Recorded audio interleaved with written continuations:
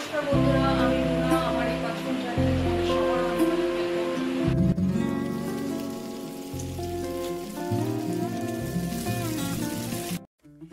শীতকালে সবার বাড়িতেই মটরশুঁটি দিয়ে নানা রকম রেসিপি হয়। আজ আমি একটু অন্যরকম রেসিপি করছি।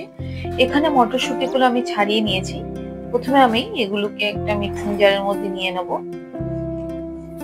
এরই সাথে আমি দিয়ে দেব দুটো টুকরো করা আদা, কয়েকটা রসুনের কোয়া, আর দিয়ে দিচ্ছি একটা কাঁচা লঙ্কা। এরই সাথে আমি দিয়ে দেবো কিছু ধনে পাতা। এবার আমি এটা পেস্ট করে নেবো। এখানে দেখো আমার পেস্ট হয়ে গেছে। এবার আমি এর মধ্যে দিয়ে দেবো নুন, খানিকটা চিনি, আর দিয়ে দিচ্ছি 2 চামচের মতো বেসন।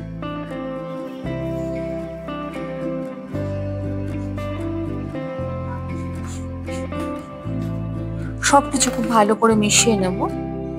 এখানে দেখো আমার মেশানো ভালোভাবে হয়ে গেছে। একটা এরকম থালার মধ্যে অল্প তেল নিয়ে একটু ব্রাশ করে নেব। এবার আমি যে ব্যাটারটা তৈরি করেছি সেটা পুরোটা এর মধ্যে ঢেলে দেব।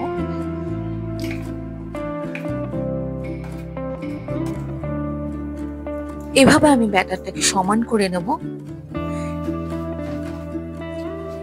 এদিকে কড়াইতে খানিকটা জল নিয়ে গ্যাসটা হাই ফ্লেমে রেখেছিলাম। এখানে জলটা ফুটে গেছে। এর মধ্যে আমি স্ট্যান্ড বসিয়ে এই থালাটা এর মধ্যে বসিয়ে দেবো। এটাকে আমি ঢেকে গ্যাসটা কমিয়ে 15 থেকে 20 মিনিটের জন্য স্টিম দেওয়ার জন্য রেখে দেবো।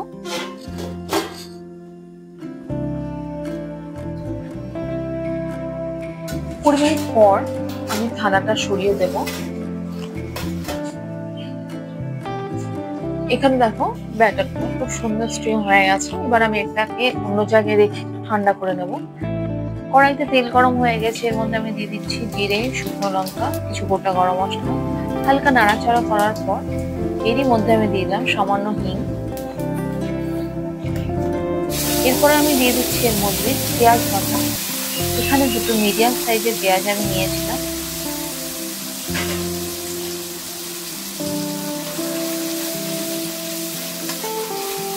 এখানে পেঁয়াজ বাটাটাকে খুব ভালো করে কষাবো। খানিকক্ষণ কষানোর পর এর মধ্যে আমি দিয়ে দেবো 2 চামচের মতো আদা রসুন বাটা।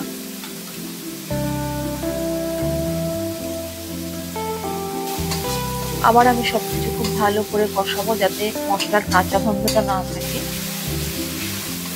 এখানে আমার মশলাটা ভালো করে কষানো হয়ে গেছে। এবার আমি এর মধ্যে দিয়ে দিচ্ছি 2 চামচের একটু বেশি টমেটো বাটা। সবকিছু খুব ভালো করে কষিয়ে নেব। কিছু মশলা আমি এখন অ্যাড করব। এর মধ্যে আমি দিয়ে দেব হলুদ গুঁড়ো,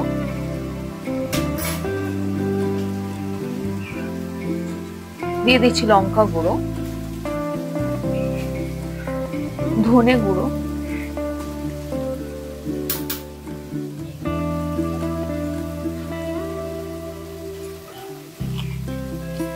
রঙের জন্য সামান্য কাশ্মীরি লঙ্কার গুঁড়ো আমি অ্যাড করছি, আর দিয়ে দেবো নুন।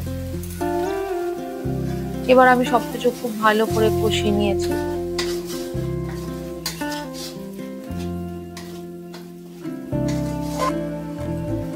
এখানে আমার মশলাটা খুব ভালো করে কষানো হয়ে গেছে। এবার আমি এর মধ্যে খানিকটা জল দিয়ে দেবো। বেশি জল আমি অ্যাড করব না, কারণ এই জিনিসটা, এই রেসিপিটা একটু গ্রেভিতেই ভালো লাগে দেখতে বা খেতেও ভালো লাগে। এখানে ঝোলটা দেখো ফুটে গেছে। এবার আমি এর মধ্যে খানিকটা কসুরি মেথি দিয়ে দেবো।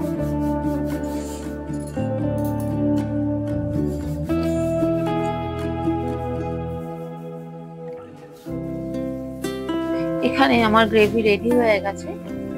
আমি যে ব্যাটারটা বানিয়েছিলাম ঠান্ডা করে, সেটা আমি পিস করে কেটে নিয়েছি। খানিকটা আমি ফ্রিজে রেখে দিয়েছি আর খানিকটা আজকে রেসিপির জন্য নিয়েছি। শেষে এর মধ্যে দিয়ে দেবো কিছুটা কুচনো ধনে পাতা। সবাইকে বলছি এই রেসিপিটা ট্রাই করলে একটা নতুন রকমের স্বাদ পাবে। অবশ্যই তোমরা আমাকে কমেন্ট করে জানিও কেমন লাগলো, আর যদি ভালো লাগে লাইক আর সাবস্ক্রাইব করে আমার পাশে থাকবে।